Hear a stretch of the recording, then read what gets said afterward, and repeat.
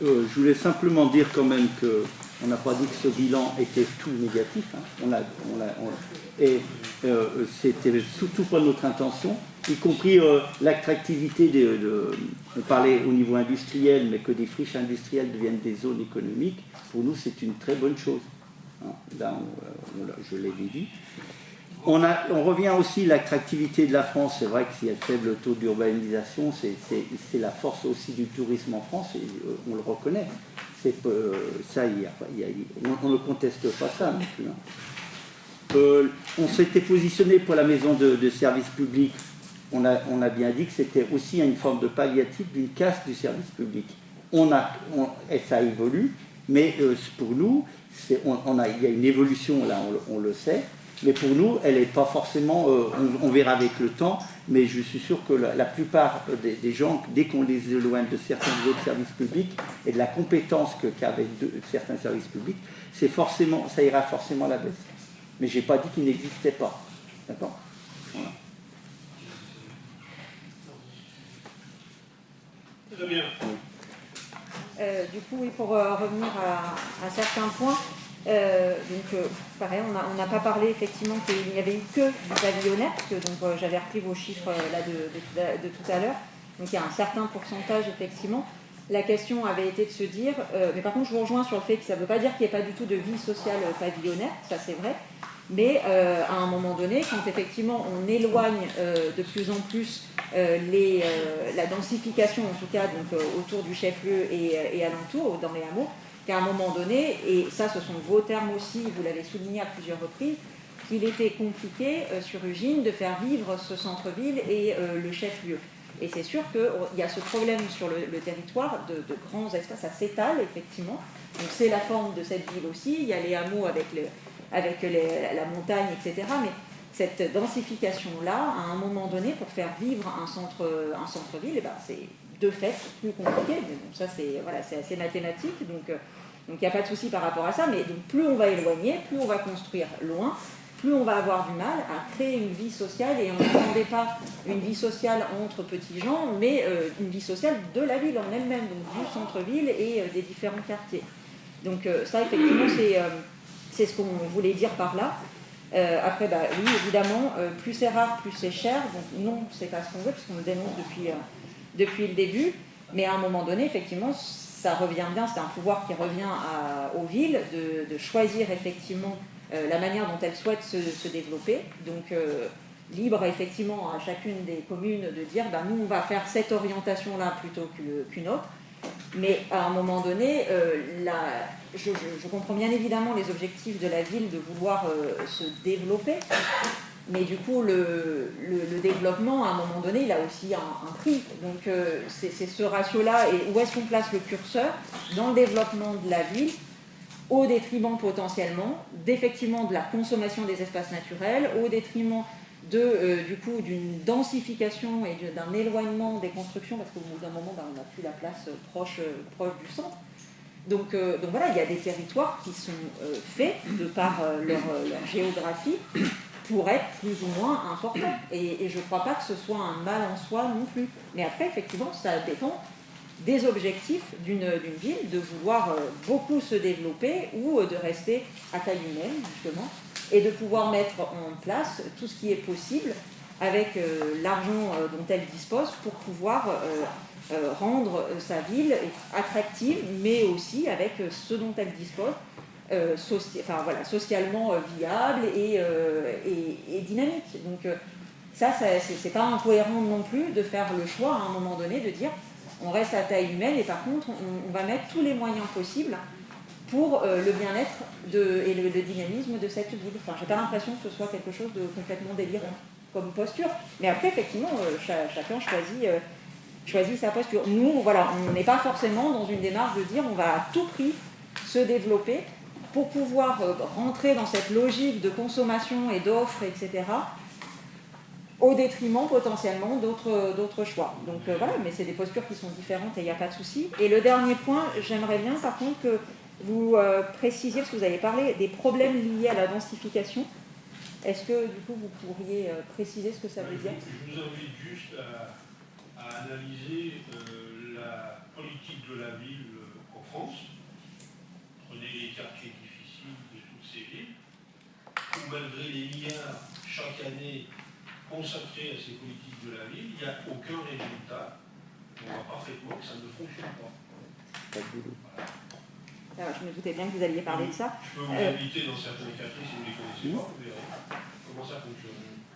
Et donc, du coup, dans les moyens qui sont attribués, je suis désolée, mais les analyses sont assez criantes par rapport à ça. En France, on a un très gros souci d'éducateurs de terrain. Et à un moment donné, si on veut régler un certain nombre de choses, c'est pas juste on pointe du doigt et on dit, bon, bah là, il y a une densification, il y a des problèmes. Alors, je vais la faire courte et ça va vous faire sourire. On met des caméras et puis ça va régler le problème. On met des flics et ça va régler le problème.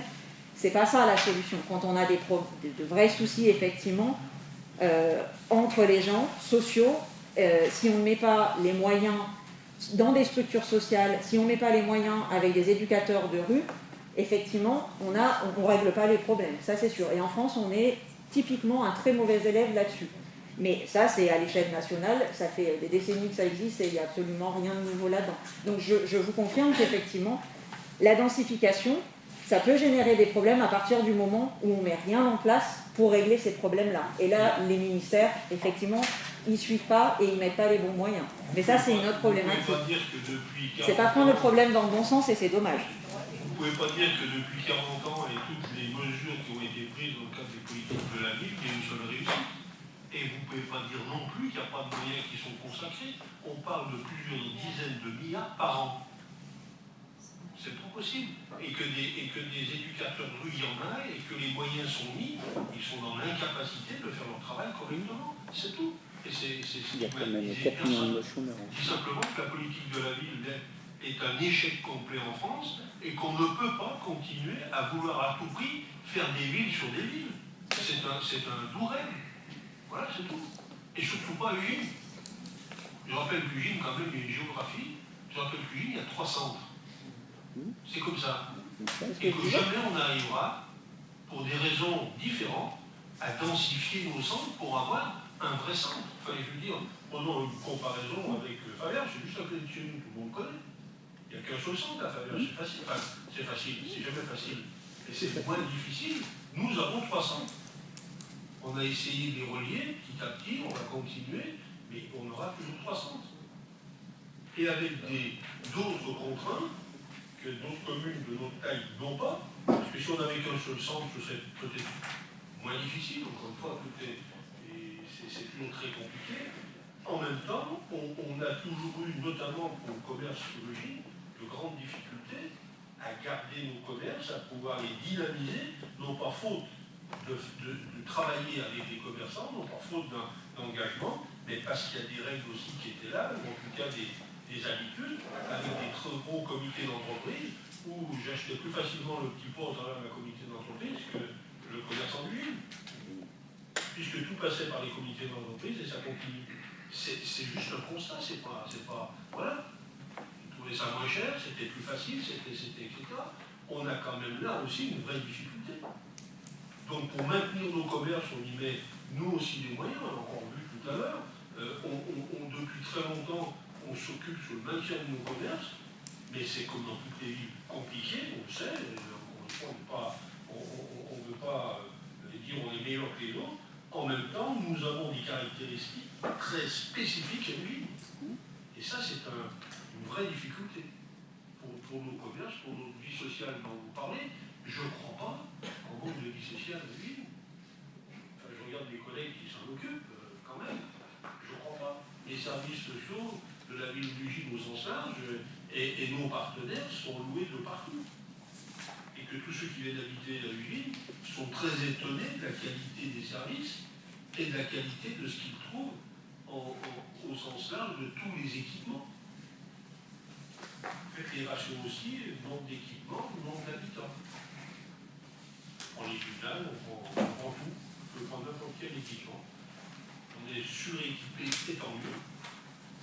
Et on a un fonctionnement de notre vie sociale qui est bien adapté. Alors encore une fois, ça ne veut pas dire qu'il faut dire on est les plus beaux et les plus forts, mais avec l'évolution qu'on a connue notamment du déclin de vie, avec l'engagement de toutes nos associations, on a une vie sociale qui est très forte. Malgré, encore une fois, une géographie compliquée, malgré des hameaux qui sont très diffus, et qui sont très éloignés pour certains, qui sont en altitude, ça pose énormément de problèmes, on a su les résoudre. Et le confortement des hameaux est un atout du GIL. On n'a pas déformé, défiguré nos hameaux jusqu'à preuve du contraire. Il faut les conforter tout simplement. On ne va pas continuer à construire partout autour des hameaux. On est limité de toute façon, on sera limité par les réseaux, on sera limité par certains services, enfin par la route par exemple, mais on a besoin de les conforter pour qu'ils vivent aussi. Il y avait une vie avant dans nos hameaux. Et on peut retrouver par moments une vie autour de ces hameaux. On le voit dans certains, je vais citer Saudet, où il y a toujours une vie sociale qui fonctionne très bien. Voilà, donc il faut un peu de monde, il faut un petit peu conforter tout ça, et c'est la richesse du GIL. C'est la vraie richesse du GIL. Il ne faut pas non plus aller trop loin, d'accord avec vous, on ne va pas défigurer nos hameaux. Surtout pas. Voilà.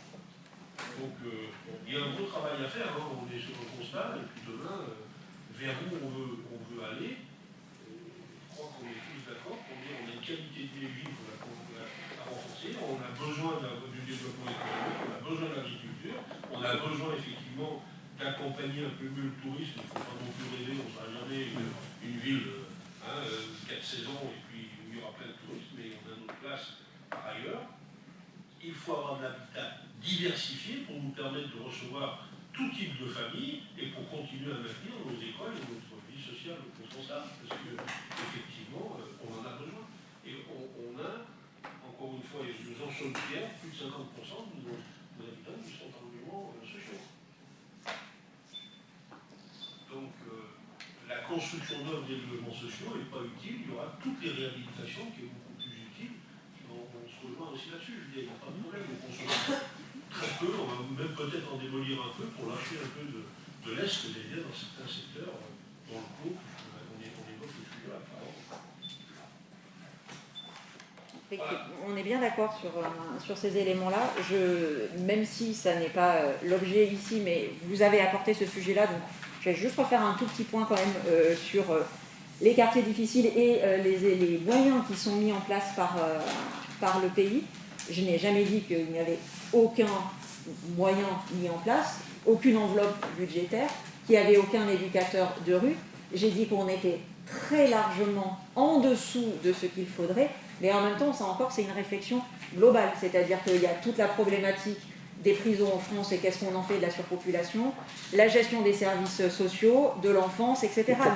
C'est le problème du chômage, etc. C'est une vision qui est globale, il y a énormément de points à prendre en compte, donc après dire qu'on met des milliards et parce que du coup dans les quartiers difficiles, dans certains quartiers c'est difficile, effectivement c'est faire un très grand raccourci et c'est un petit peu problématique.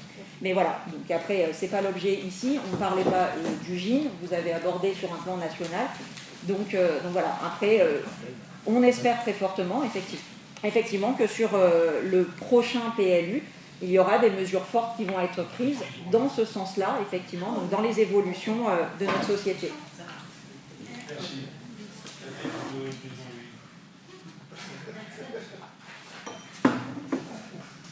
Bien, votre intervention, merci. Des oppositions sur ce bien, opposition, des abstentions. Merci. Délibération circulaire pour les c'est ça. C'est simplement, on reprécise une délibération qu'on avait prise en décembre concernant les demandes de subvention. Donc, on reprécise simplement le montant des travaux tels qu'ils sont déclinés là. Donc, l'estimation des travaux s'élève à 1 706 300 000 €, comme on l'a dit tout à l'heure. Et on précise donc 1 017 500 éligibles à la dotation de soutien à l'investissement local. Voilà. Donc, après, on vous sollicite, on vous invite à approuver le projet de requalification, d'autoriser le maire au centre des enfants, etc., d'autoriser le maire à signer toutes pièces afférentes à ce dossier. Voilà, on précise un petit peu l'avancée. Merci. Des questions? Nouveau point, des oppositions, des abstentions. Joseph, pour la gendarmerie, tu Comment? Tu parles fort Je pour parle qu'on puisse fort. enregistrer. Réhabilitation de la caserne de gendarmerie, demande de subvention. C'est bon? Suite à la délibération prise en décembre, il convient de réajuster le montant des travaux. Il est de 407 907,21 €.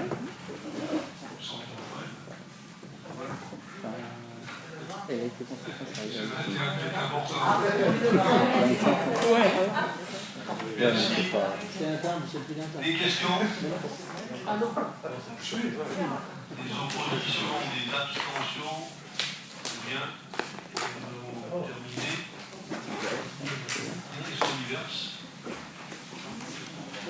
Juste une notification, donc effectivement à la suite de la précédente commission, on avait eu un échange avec Catherine donc, concernant ce fameux contrat de relance du logement.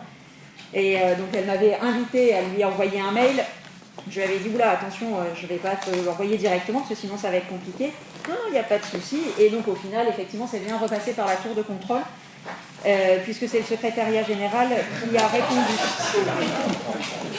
Ça peut vous faire rire. Je ne trouve pas ça personnellement risible, dans le sens où moi personnellement, je m'interrogerais sur le peu d'autonomie et de confiance accordée à un élu, puisque du coup on ne peut pas être dans un échange juste classique, on échange tout simplement, et qu'il faut que tout passe par le secrétariat général.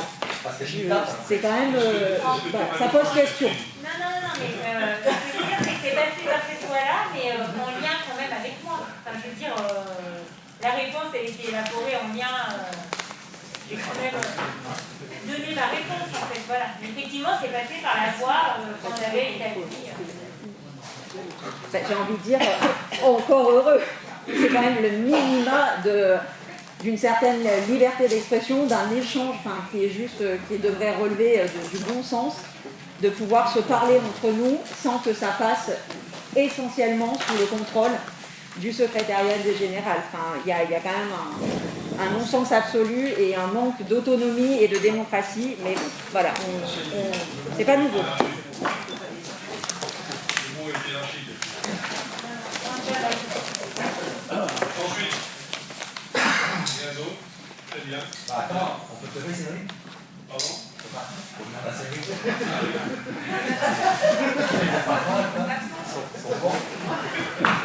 Merci et bonne soirée.